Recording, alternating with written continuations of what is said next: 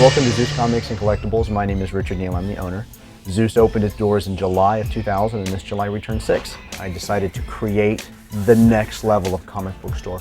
We've all grown up. The comic book store really needed to grow up as well. I'm in a sea of comic books. So we decided to style it very differently.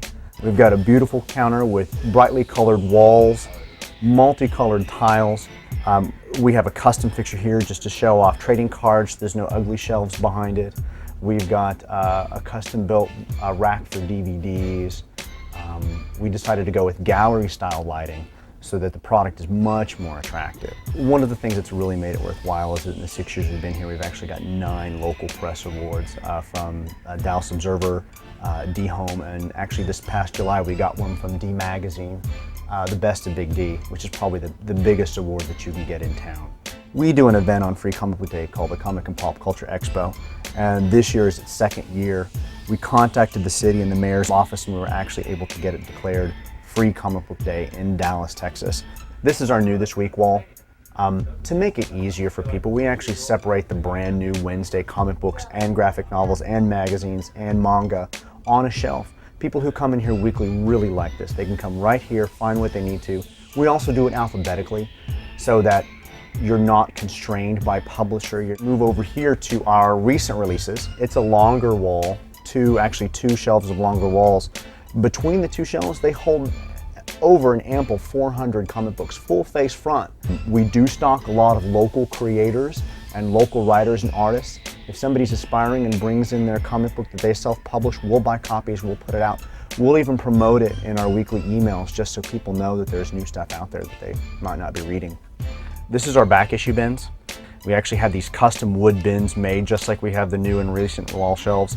They're wood with iron. They're actually on wheels so that we can reconfigure the store if we want to at any moment. We actually cut the boxes a little bit below so you can see the comics that are there. It gives a little more display than solid boxes that go all the way up.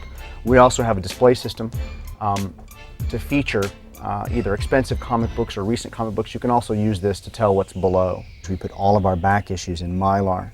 And for our pull customers, not only do they get 15% off, they actually get Mylar or polybags, their choice, at cost. This is our graphic novel section. Once again, we do everything alphabetically, so it's easy to find.